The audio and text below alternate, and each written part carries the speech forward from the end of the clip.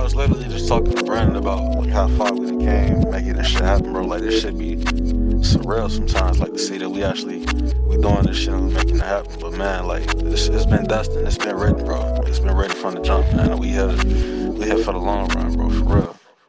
Today I failed at something that was pretty important to me. For the last 18 weeks, I've been training for a marathon.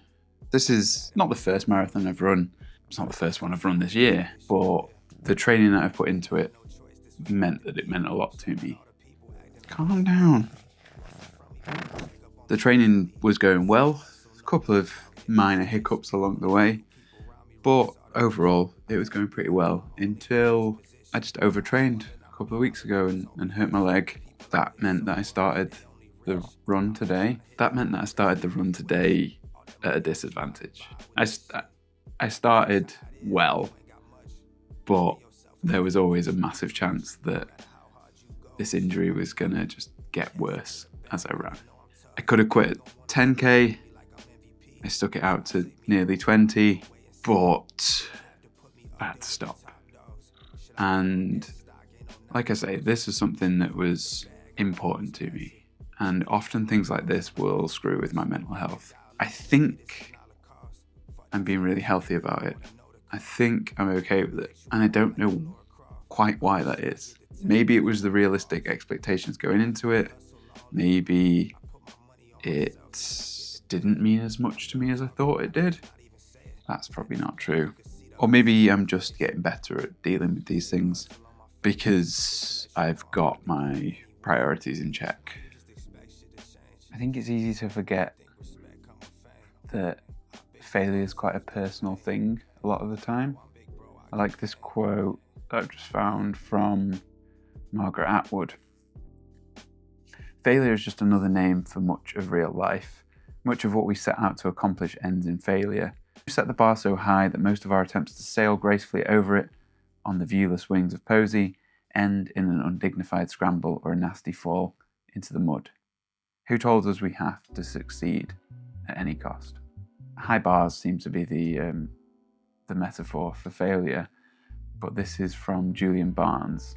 When I was growing up, failure presented itself as something clear and public. You failed an exam, you failed to clear the high jump bar, and in the grown-up world it was the same. Marriages failed, your football team failed to gain promotion. Later I realised that failure could also be private and hidden. There was an emotional, moral, sexual failure. The failure to understand another person, to make friends, to say what you meant. But even in these new areas, the binary system applied.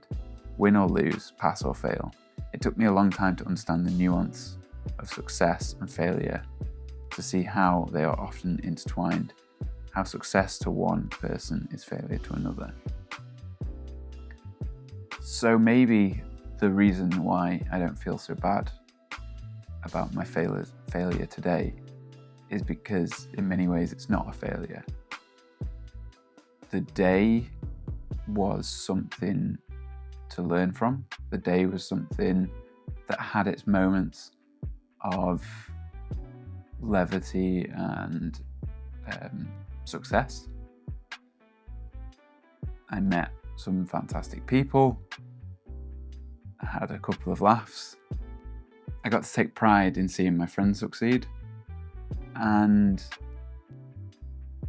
the amount of fitness I've gained in the last 18 weeks because of the goal that I set to run today, that can't be taken away from me.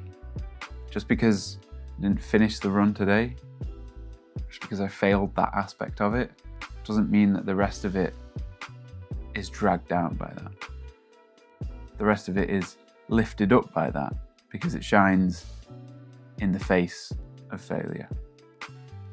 Or maybe I'll wake up tomorrow and feel awful about it. But I'll see you tomorrow. Laters.